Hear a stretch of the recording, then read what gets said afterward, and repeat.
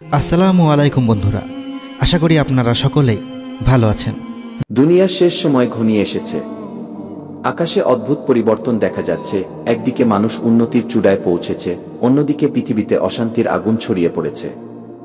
মুসলমানদের হৃদয়ে ভয়, কিন্তু তাদের জন্য সুখবর নিয়ে এসেছেন এক মহান ব্যক্তি, ইমাম মাহদী। আর তার বিপরীতে আছে এক ভয়ঙ্কর দানব, যার নাম দাজ্জাল। পৃথিবী যেন এক বিশৃঙ্খলার কারখানা হয়ে উঠেছে। যুদ্ধ, দুর্ভিক্ষ, মহামারী, চারিদিকে শুধু ধ্বংসের পথধ্বনি।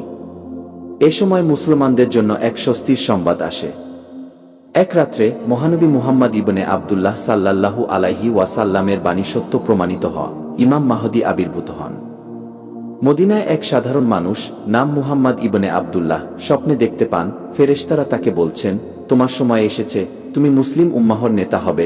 কিন্তু মুহাম্মদ ইবনে আবদুল্লাহ অবাক হয়ে যান। তিনি তো সাধারণ একজন মানুষ, কিভাবে তিনি উম্মাহর নেতা হবেন? এদিকে মক্কায় হঠাৎ এক অলৌকিক ঘটনা ঘটে। কাবা শরীফের কাছে কিছু লোক জোর করে মুহাম্মদ ইবনে আবদুল্লাহকে নিয়ে আসে এবং বলে, আমরা জানি তুমি সেই ব্যক্তি যাকে আল্লাহ তাআলা শেষ জামানার জন্য নির্বাচিত করেছেন। মুহাম্মদ ইবনে আবদুল্লাহ প্রথমে অস্বীকার করেন, কিন্তু এক অলৌকিক ঘটনার পর তিনি বুঝতে পারেন তিনিই সেই ইমাম মাহদী। এদিকে আরেক ভয়াবহ শক্তির জন্ম হচ্ছে। দাজ্জাল, এক চরম প্রতারক, ধীরে ধীরে পৃথিবীর বুকে আত্মপ্রকাশ করছে। তার অন্ধকার শক্তি মানুষের মনকে বিভ্রান্ত করছে। তার ডান চোখ অন্ধ, কিন্তু বাঁ চোখ অস্বাভাবিকভাবে উজ্জ্বল। সে দাবি করে, আমি তোমাদের প্রতিপালক। লোকেরা তার হাতে অলৌকিক ক্ষমতা দেখে বিভ্রান্ত হয়ে পড়ে। সে মৃতদের জীবিত করতে পারে, আকাশ থেকে বৃষ্টি নামাতে পারে, এমনকি আগুনকে পানি বানিয়ে ফেলতে পারে। কিন্তু যারা সত্যের অনুসারী তারা জানে এসবই এক ধরনের প্রতারণা। দাজ্জাল সারা বিশ্বে আতঙ্ক ছড়িয়ে দেয়। একে একে দেশ দখল করতে থাকে, তার অনুসারীরা দিন দিন বেড়ে চলে। বহু মানুষ তার প্রতারণার ফাঁদে পড়ে, কিন্তু কিছু সত্যনিষ্ঠ মানুষ রুখে দাঁড়ায়। ইমাম মাহদী তখন মুসলমানদের নেতৃত্ব দিচ্ছেন। মুসলিম বাহিনী একত্রিত হয়েছে, কিন্তু দাজ্জালের শক্তি অনেক বেশি।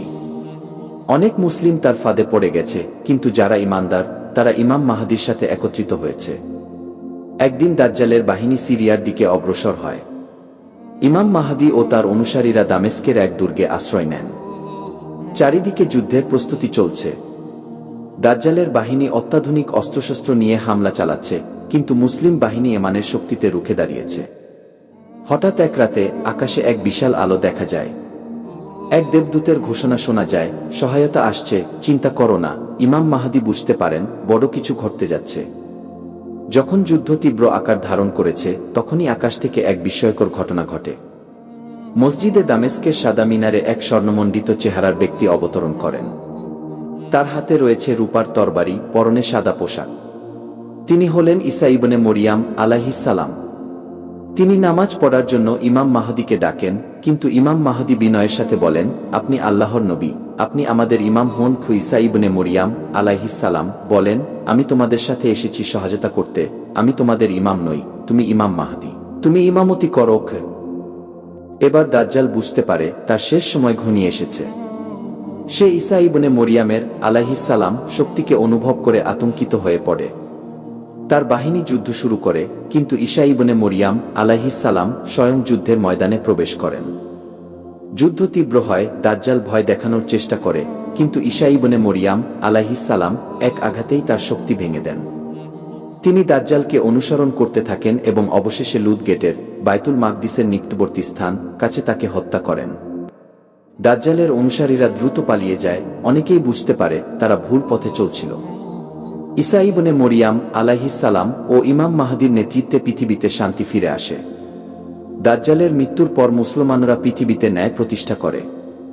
সব অন্যায় দুর্নীতি দূর হয়ে যায়। ঈসা ইবনে মরিয়াম আলাইহিস সালাম বহু বছর পৃথিবীতে থাকেন এবং মানুষকে সত্যের পথে পরিচালিত করেন। শেষ পর্যন্ত ইমাম মাহদী তার দায়িত্ব পালন শেষে ইহকাল ত্যাগ করেন। ঈসা ইবনে মরিয়াম আলাইহিস সালাম এরপর অনেক বছর পৃথিবীতে থাকেন এবং একসময় তিনি স্বাভাবিকভাবে মৃত্যুবরণ করেন। পৃথিবী আবার শান্ত হয়ে যায়, কিন্তু এই ঘটনা মানুষকে মনে করিয়ে দেয় শেষ জামানার ফিতনার বিরুদ্ধে প্রস্তুত থাকতে হবে এবং ঈমান ধরে রাখতে হবে। ইমাম মাহদী ও দাজ্জালের যুদ্ধ কেবল একটি গল্প নয়, এটি ভবিষ্যতের এক বাস্তব চিত্র। এটি আমাদের শেখায় ঈমানের শক্তি সবথেকে বড় অস্ত্র। যারা সত্যের পথে অবিচল থাকে তারাই আল্লাহর সাহায্য পায়। তাই আমরা কি প্রস্তুত? আমাদের ঈমান কি মজবুত? একদিন এই পরীক্ষা আমাদের সামনেও আসবে, তখন আমরা কোনো পক্ষ নেব, সত্যের নাকি মিথ্যার?